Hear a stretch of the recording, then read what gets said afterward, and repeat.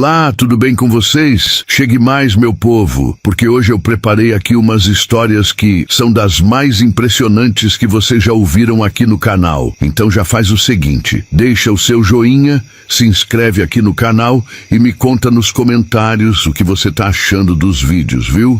Agora se ajeite aí, porque os causos de hoje tão bom demais. Esse trem aconteceu faz muito tempo, lá para as bandas de Minas Gerais, numa cidadezinha pequena, dessas que o povo conhece todo mundo pelo nome e pelo apelido. Lá moravam 3 compadres que eram inseparáveis. Era compadre Zé Galdino, compadre Mané Prego e compadre Lourenço. Rapaz, pensa em 3 homens que viviam grudados, trabalhavam juntos, bebiam juntos, pescavam juntos, caçavam juntos, e até as mulheres deles já tinham acostumado com aquilo. Lá vai os 3 de novo, o povo dizia. Mas tinha uma coisa que eles gostavam mais que tudo: mato fechado e caçada.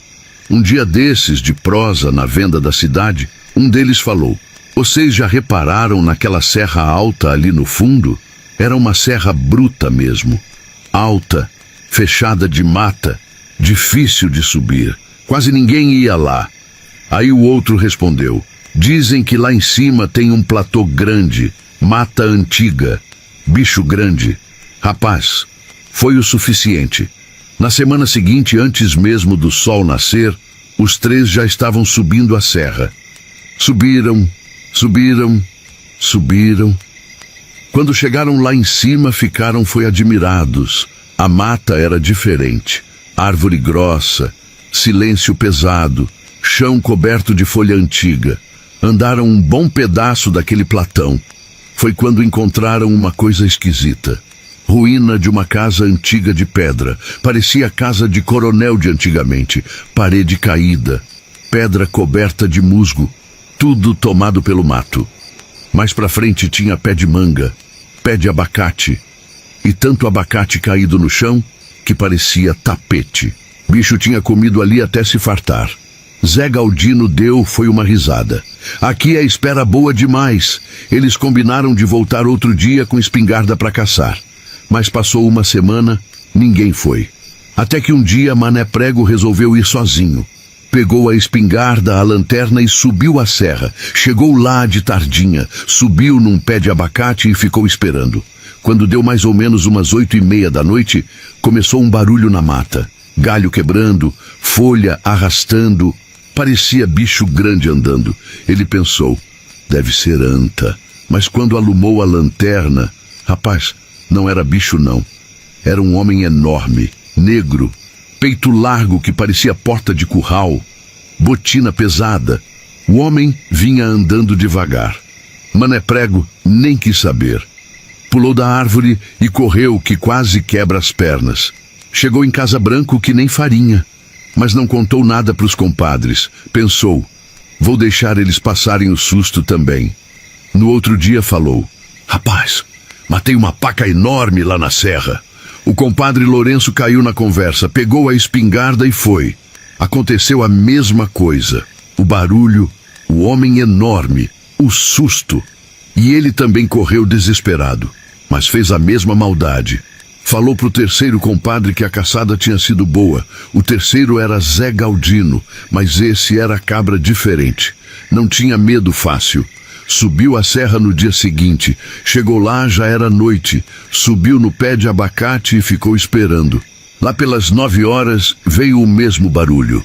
Ele alumou a lanterna e viu o negro gigante, mas não correu. Ficou olhando. O homem chegou perto do pé de abacate e começou a subir na árvore. Subiu devagar, galho por galho, até sentar do lado dele. Os dois ficaram em silêncio um tempo, até que Zé Galdino falou: "Quem é você, homem?"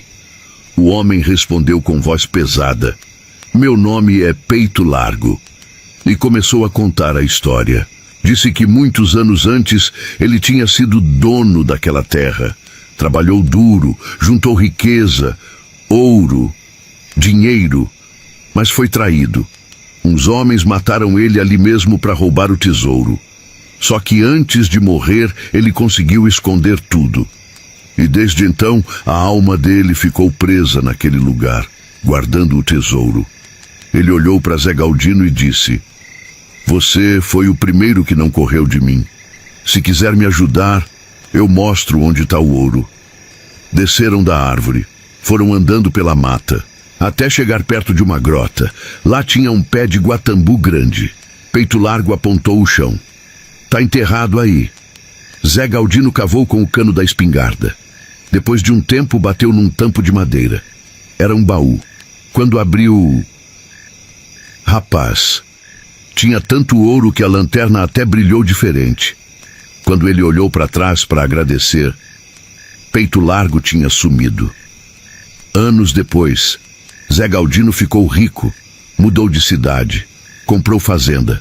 Muito tempo depois encontrou os dois compadres. Eles perguntaram: "Como você enricou?" Ele respondeu: "Lembra da serra? Vocês dois correram da assombração. Eu fiquei para escutar o que ela tinha para dizer. E é por isso que eu sempre digo uma coisa: nem toda assombração vem para fazer mal. Às vezes, ela só quer contar uma história que ninguém teve coragem de ouvir."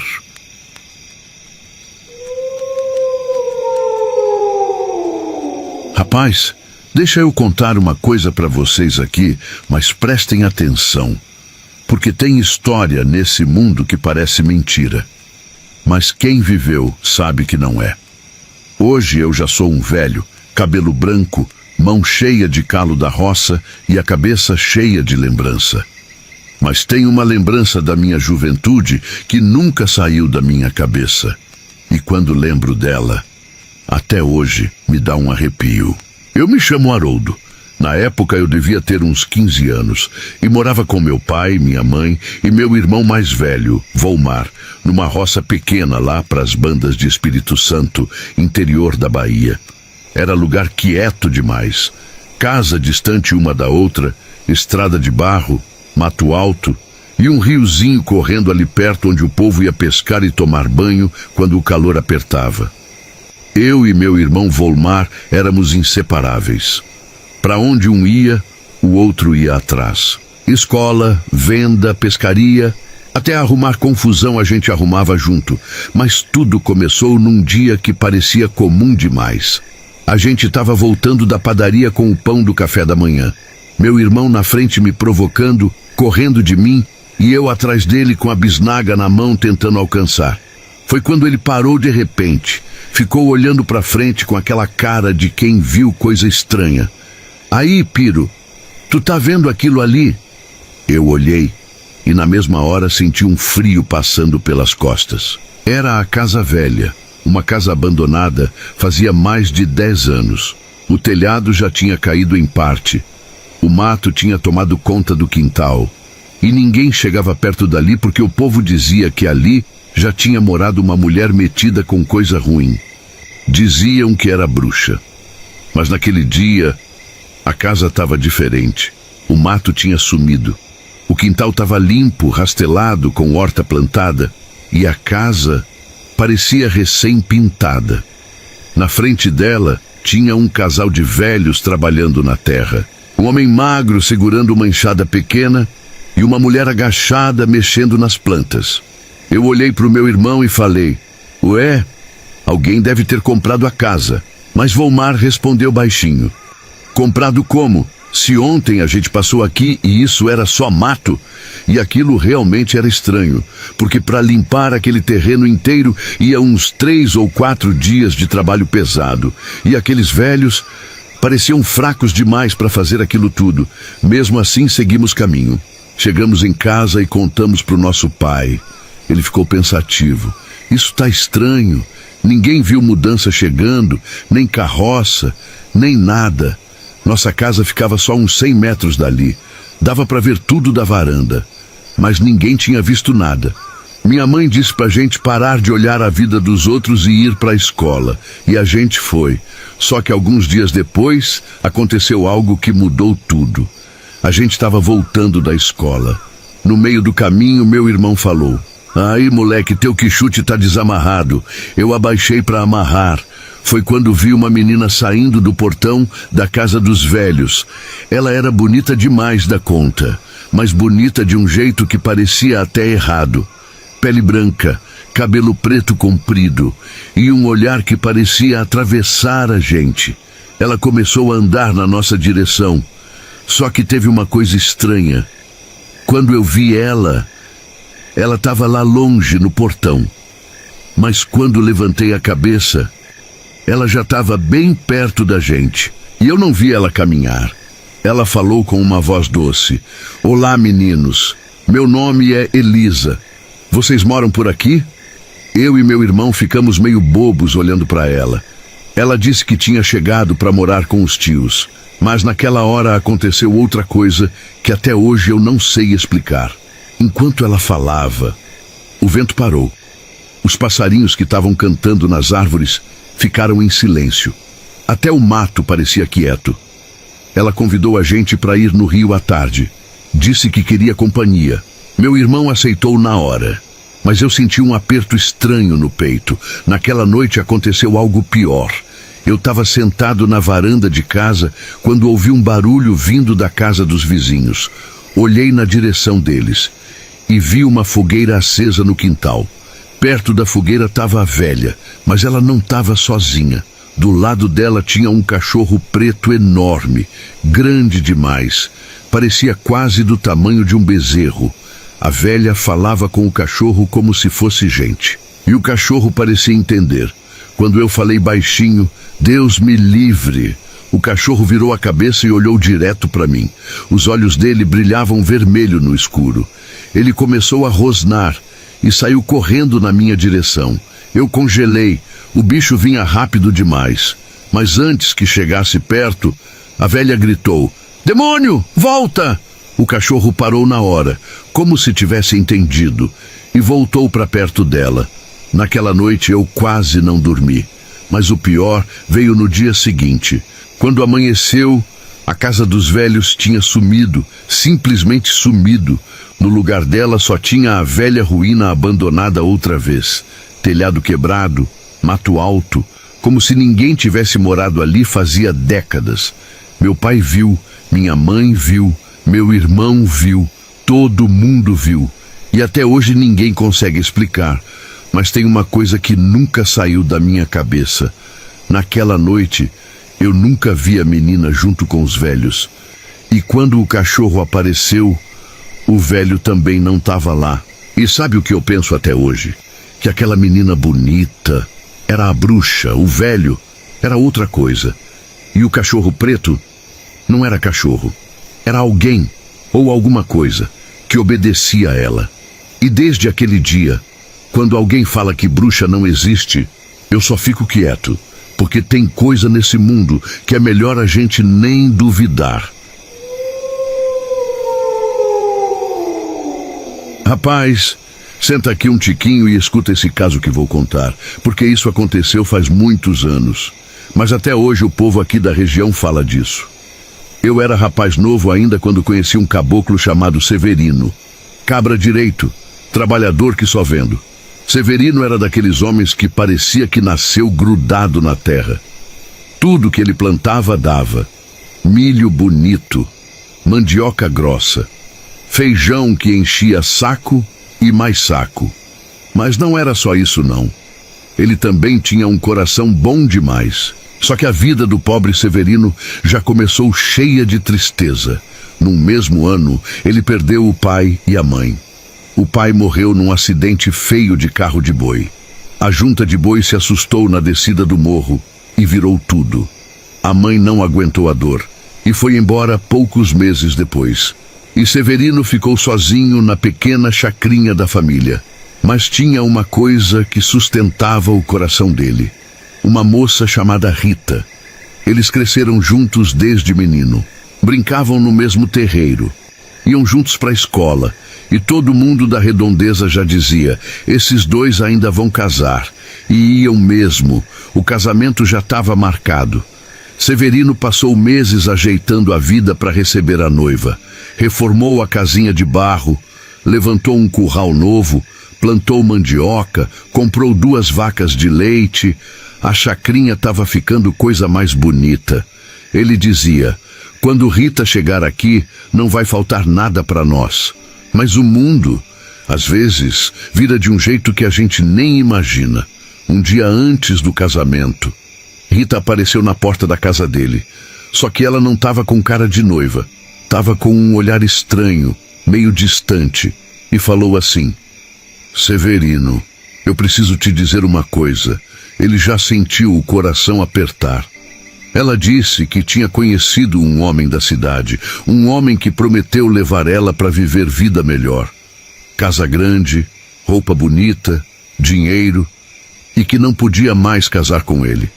Rapaz, dizem que naquela hora Severino ficou parado que nem estátua, nem gritou, nem brigou, só olhou para ela, com os olhos cheios d'água, e respondeu baixo: se é isso que vai fazer você feliz, vá com Deus. Rita virou as costas e foi embora. Naquele dia, morreu dentro dele o homem que acreditava no amor.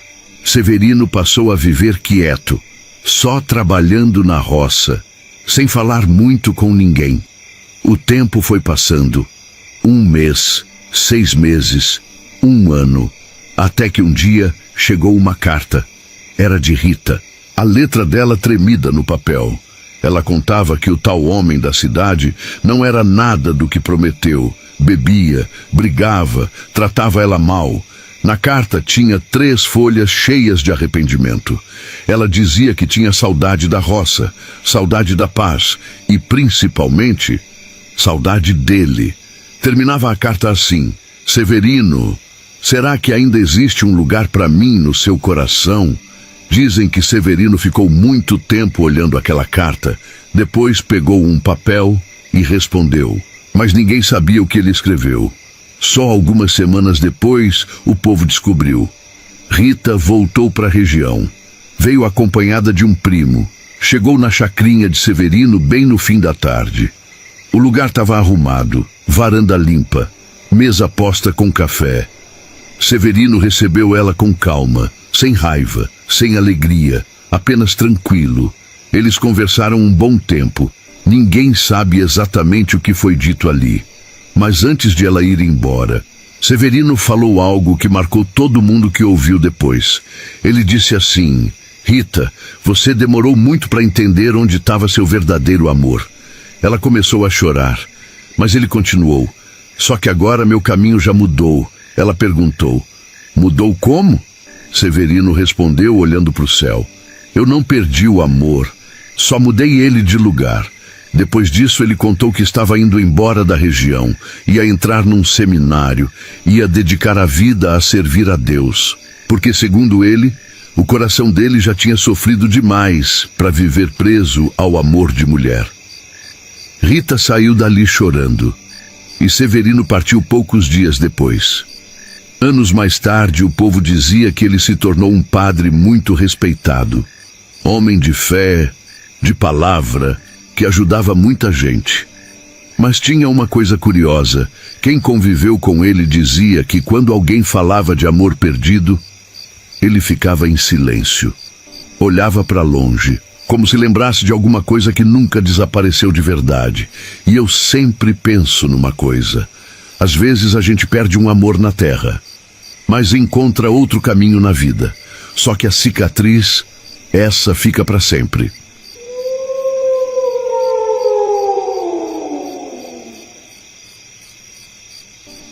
Isso aconteceu com um matuto lá do interiorzão.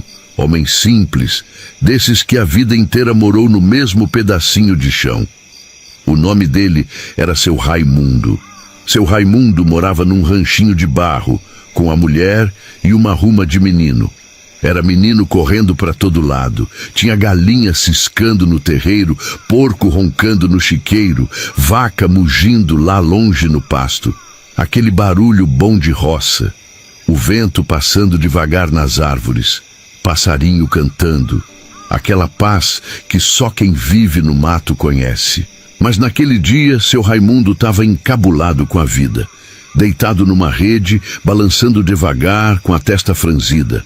A mulher dele chegou perto e perguntou: homem, que cara é essa? Tá doente? Ele respondeu: não, é que eu tô pensando numa coisa. Em quê? Ele coçou a cabeça e disse: eu nunca fui na cidade. A mulher riu. E para que você quer ir na cidade, homem? Mas aquilo entrou na cabeça dele que nem carrapato em cachorro. No outro dia cedo ele selou o cavalo, prendeu na carroça e falou pro vizinho: compadre, amanhã o senhor dá uma olhada nos bichos para mim? Ué, vai para onde? Vou ali conhecer a cidade. O vizinho arregalou o olho. Cidade? Homem, aquilo lá é cheio de gente, de barulho. Cuidado para não se perder. Mas seu Raimundo foi mesmo assim. E lá foi ele, estrada de terra, poeira subindo, até chegar na tal da cidade. Quando ele entrou na rua principal, ficou besta. Casa grande para todo lado. Gente andando apressada, carro passando, buzina e todo mundo olhando para a carroça dele. Ele foi andando devagar até parar na frente de uma loja de agropecuária. Era a única palavra que ele sabia ler. Ele pensou: ah, aqui é lugar de gente da roça. Entrou, tinha enxada, foice, gaiola de passarinho, ração, tudo quanto é trem. Uma moça que trabalhava lá perguntou: o senhor quer alguma coisa? Ele respondeu: não, minha filha, só tô olhando. Foi andando pela loja, olhando tudo curioso, até que virou um corredor e deu de frente com um espelho pendurado na parede. Quando ele levantou o olho e viu a imagem, rapaz, ele levou foi um susto, quase pulou para trás, chegou bem perto, apertou os olhos e disse baixinho: uai, mas esse é papai. Ele ficou emocionado, porque o pai dele tinha morrido fazia muitos anos, e ele quase não lembrava mais do rosto. Olhou de novo e disse: é papai mesmo, o nariz, o bigode, a cara brava. Chamou a moça da loja: minha filha, quanto custa esse retrato aqui? A moça olhou, segurou o riso e disse: R$20. Ele tirou o dinheiro do bolso na hora. Vou levar. Faz tempo que não vejo meu pai. Guardou o espelho no embornal, subiu na carroça e voltou para a roça todo satisfeito. Quando chegou em casa, entrou no quarto escondido. Abriu a gaveta da penteadeira e colocou o retrato lá dentro. Mas a mulher dele viu a movimentação. Esperou ele sair, foi lá e abriu a gaveta. Quando pegou o espelho e olhou, rapaz, ela deu, foi um grito que até as galinhas voaram. Ai, meu Deus do céu! Começou a chorar. Esse desgraçado foi na cidade e trouxe retrato de mulher. Os meninos correram tudo, virou aquela confusão. Seu Raimundo entrou correndo. Que foi, mulher? Que gritaria é essa? Ela mostrou o espelho. Quem é essa aí? Quem é essa mulher? Você tá me traindo. Ele olhou, pegou o espelho e respondeu bravo: mulher? Que mulher o quê? Esse aí é meu pai. A discussão foi grande, até que o filho mais velho chegou. Ele estudava na escola da vila. Pegou o espelho, olhou e começou a rir. Pai, mãe, isso aqui não é retrato não. Isso aqui é espelho. Quando a pessoa olha, vê ela mesma. A mulher pegou de novo, olhou e ficou quieta. Seu Raimundo também olhou, coçou a cabeça e disse: então quer dizer que eu paguei R$20 para ficar olhando cara de gente feia? Rapaz, até hoje dizem que naquela casa ninguém esqueceu esse dia, porque naquele momento todo mundo descobriu duas coisas. Primeiro, que espelho mostra a verdade, e segundo, que vida simples de roça pode até ser humilde, mas rende uns causos que fazem qualquer cristão morrer de rir. Lá pelos lados do sertão tinha um rapaz novo, vaqueiro arretado, coisa de uns 20 e poucos anos. O nome dele era João Bento. Rapaz, mas pense num cabra bom de serviço. O povo da fazenda dizia que ele parecia ter nascido em cima de um cavalo. Era ligeiro para lidar com gado, tinha olho bom para enxergar problema na fazenda. E onde tinha coisa errada, ele ia lá e ajeitava. Se uma cerca caía, ele avisava. Se um bezerro se perdia, ele achava. Se um pasto estava ruim, ele dava ideia de melhorar. O patrão gostava dele, que era uma beleza. Mas João Bento tinha um sonho guardado no peito. Queria casar e formar família. Porque quem vive em fazenda sabe, quando o cabra casa, ganha uma casinha melhor. Tem companhia, tem um lar. E todo fim de semana ele descia para a cidadezinha ali perto para ver se encontrava uma moça para dividir a vida. Pois não é que encontrou. Uma morena bonita, de sorriso manso. Os dois começaram a se gostar. E em pouco tempo já estavam falando em casamento. João Bento foi feliz demais. Nesse meio tempo ele andava mexendo numa parte da fazenda onde os pastos eram divididos meio torto. Porteira para todo lado. Difícil de tocar o gado. Aí ele falou para o encarregado da cerca: compadre, se nós fizesse uma remanga redonda ali, ajudava demais na lida do gado.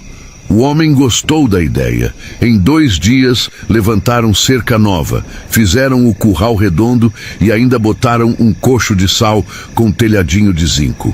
Ficou bonito. João Bento até disse: segunda-feira nós estreia isso aqui com o gado.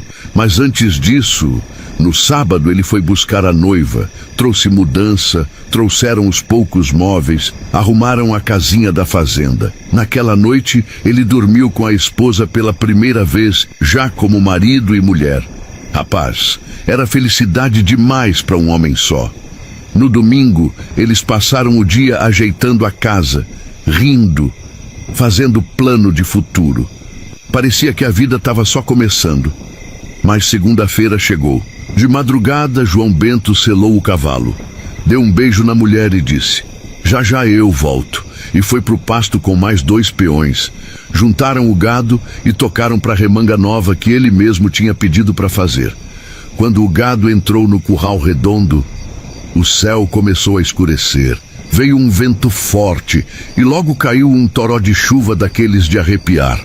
Os 3 correram com os cavalos para debaixo do telhadinho de zinco do cocho de sal.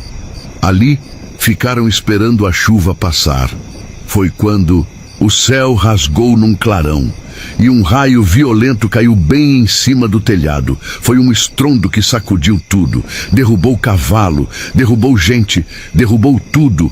Quando o barulho passou, João Bento já estava sem vida no chão. Tinha partido na mesma hora. Os outros 2 peões ainda sobreviveram, meio atordoado, mas vivos. Agora pense numa coisa triste. A mulher dele tinha chegado na fazenda fazia 2 dias. Tinha dormido com ele sábado. Domingo ainda estavam arrumando a casa. E na segunda de manhã ela já era viúva. O povo da fazenda ficou sem acreditar. Um rapaz novo, cheio de vida, trabalhador, com o futuro todo pela frente. Mas aí que a gente aprende, meu povo, que destino de cristão ninguém muda. Quando a hora chega, não tem cerca, não tem casa, não tem sonho que segure. E dizem que até hoje, naquela fazenda, quando começa uma tempestade forte, tem gente que lembra do jovem vaqueiro e diz baixinho: era bom demais aquele rapaz, mas Deus chamou cedo demais. Pois bem, tá chegando a Semana Santa, Sexta-feira Santa já batendo na porta. E vocês sabem, né? No interior o povo respeita essas coisas, reza, faz promessa, guarda o dia. Mas tinha um cabra novo naquelas bandas, um rapaz de uns 20 e poucos anos, na flor da idade. Só que ele era danado de teimoso e dizia que não acreditava nessas coisas de Deus, de assombração, de nada. A família dele era tudo devota. Chegou na Quinta-feira Santa, o povo reuniu num salãozinho para rezar, fazer oração. E o cabra pensou: hoje eu vou zombar desse povo. Pegou o burrinho dele, encilhou, botou espora e foi lá na frente do salão onde o povo estava rezando. Chegou gritando, fazendo zoada, tirando sarro. Mas o povo lá dentro nem ligou. Continuaram rezando. Aquilo deixou ele, foi com vergonha. Ele virou o burro e saiu galopeando pela estrada de terra. A lua estava clara, iluminando o sertão que só. Mais adiante ele viu uma luz acesa. Era um barzinho daqueles simples de beira de estrada. Amarrou o burrinho e entrou. Rapaz, bebeu que só. Ficou lá conversando até dar quase meia-noite. Quando saiu, já meio tonto, montou no burrinho e pegou a estradinha de volta para casa. Só que já era quase meia-noite. E quem conhece o sertão sabe, na Semana Santa tem coisa que anda pelas estradas. Ele estava indo de boa quando começou a ouvir um barulho. Toque, toque, toque. Parecia casco de cavalo batendo no chão.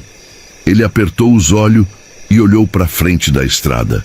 Quando viu umas bolas de fogo pulando no escuro, era a tal da mula sem cabeça. Rapaz, o cabra quase caiu do burrinho de tanto medo. Ele meteu o burro num galope e entrou num pasto correndo. Mas a mula vinha atrás, cuspindo fogo e relinchando que só o diabo. Correndo no meio do mato, ele viu um toco grande, parecia um tronco de árvore oco. Pensou, vou me esconder aqui dentro. Pulou para dentro do buraco, fechou os olhos e escondeu as mãos dentro da camisa, com medo da mula pegar as unhas ou os olhos dele. A mula passou zunindo por cima e foi embora estrada fora. Ele ficou lá dentro quietinho, quase meia hora sem se mexer. Quando pensou em sair, o toco falou com uma voz grossa: "Pode sair agora, caboclo. A mula já foi embora." Rapaz, aquilo não era toco coisa nenhuma. Era um outro fantasma. Dizem que era a tal da fantasma da estrada, uma mulher enorme, vestida de branco, que anda pelas estradas arrastando o vestido no chão. Quando o cabra viu aquilo, saiu correndo que nem alma penada. Nunca mais zombou de nada. Depois disso, virou devoto de mão cheia. Anda até hoje com o terço na mão. E digo uma coisa para vocês: quem desafia as coisas da noite, uma hora aprende. Nem que seja do jeito mais assustador possível.